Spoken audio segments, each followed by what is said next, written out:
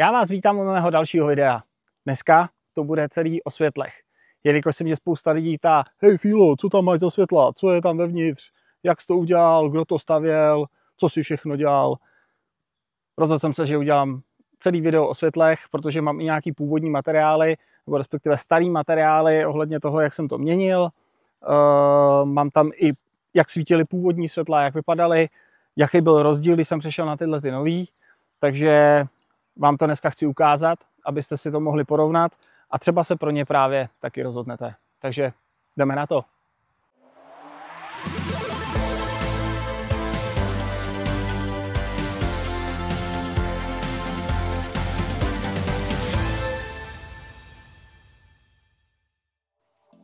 A co jsme s nima nakonec provedli?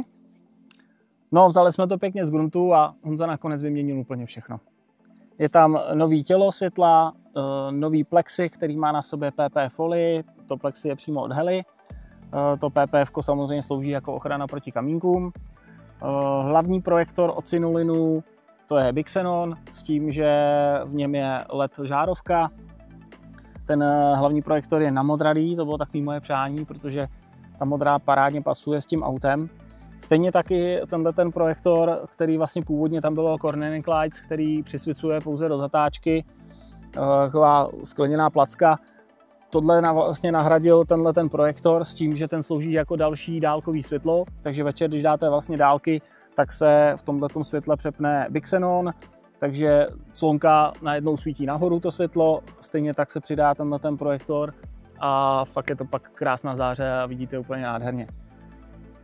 Dále je tam černě lakovaný spodek. To udělalo taky velkou parádu, protože vlastně v tom se odráží i ty kroužky a ty kroužky jsou takový bílo-modrý. To jsou COB kroužky a ty právě krásně ladí k tomu autu a to se mi taky moc líbí. Takže celé to světlo je vlastně v ledkách, stejně taky blinkry a samozřejmě tam přišly i nové tyčky na naklápění těch světel. Takže říkám, vzali jsme to celkem z gruntu a ty světla jsou opravdu parádní a musím říct, že vlastně teďka, jako vidíte, tak tohle je vlastně rok starý světlo už teďka a myslím si, že vůbec na něm není vidět žádná jako nedokonalost nebo to, že by nějakým způsobem žloutlo a bylo vlastně nějakým způsobem horší. Ba naopak, prostě fakt to krásně drží, ta PP folie funguje a musím říct, že Honza odvedl parádní práci a rozhodně ten upgrade doporučuji, protože ty světla jsou prostě jako oči. To je prostě něco jako okno do duše a to auto okamžitě upoutá tím, že vlastně nepůsobí tak staře a hned jako vypadá jako novější kus. A opravdu lidi, kteří se v tom nepohybují a ty bavoráky moc neznají, tak tomuhle auto okamžitě typují prostě rok 2015, 2016. Jo. To fakt si nedělám srandu. Takže opravdu musím říct, že tohle byly velice dobře investované peníze, nehledě na to, že opravdu večer konečně parádně vidím a je to fakt rozdíl. To, jaký je to rozdíl, to vám samozřejmě ukážu právě díky tomu, že mám nějaký starší materiály natočený a natáčel jsem vlastně před a po, takže na to se teďka můžeme jít podívat a sledujte.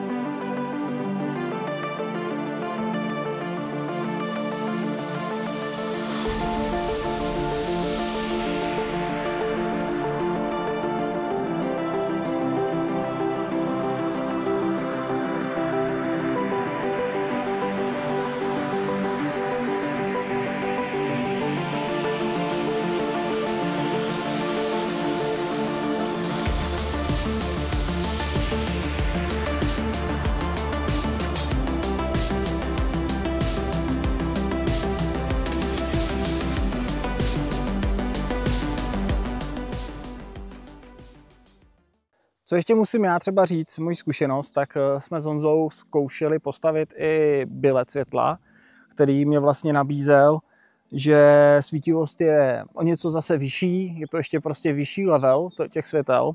Honza mi ty samý světla postavil a musím říct, že jsem s tím nebyl spokojený. Ten bilet svítí dokonale, fakt jako svítí krásně, jde vidět ten rozdíl té síly oproti Bixenonu.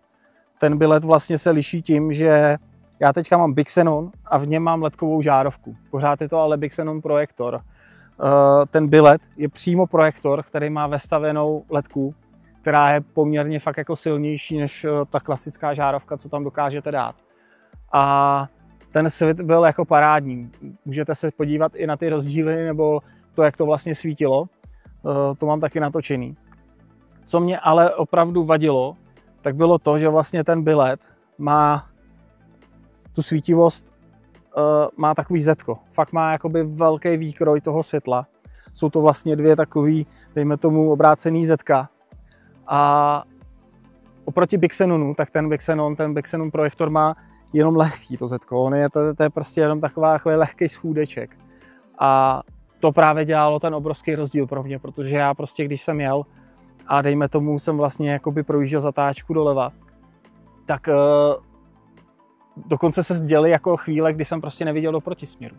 Protože tam, kdyby stála srna, tak ji normálně srazím nebo vůbec ji neuvidím, protože to světlo svítilo dokonale, ale svítí prostě jenom tam, kde se o to stará ten projektor, tam, kam to vlastně jako má svítit.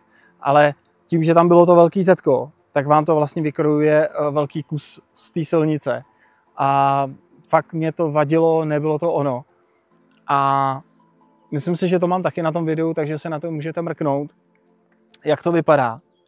Já nakonec jsme se vrátili k těm Bixenonům, protože nemají sice takovou dokonalou svítivost, není toho světla tolik prostě na té silnici oproti těm biledům, ale pořád je to velký skok proti tomu, co v tom autě bylo. A mně to takhle bohatě stačí a svítí to krásně. Jako fakt nemám s tím teďka jediný problém, kreslí to krásnou linku, vidím všechno, vidím do protisměru, prostě nemám s tím jediný problém. Takže to můžu říct jako svoji osobní zkušenost oproti těm biledům, tak já třeba jsem s tím spokojený nebyl a našel jsem do toho.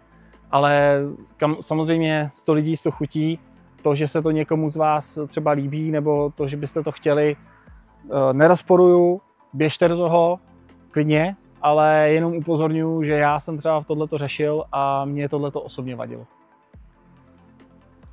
Já jsem se vlastně na to Honzi i ptal, z jakého důvodu to je, nebo proč tam vlastně ten zub je. Honza říkal, že to kontroloval, že vlastně tam opravdu je prostě vylejzrovaný plíšek, se kterým už vůbec nic nemůže udělat.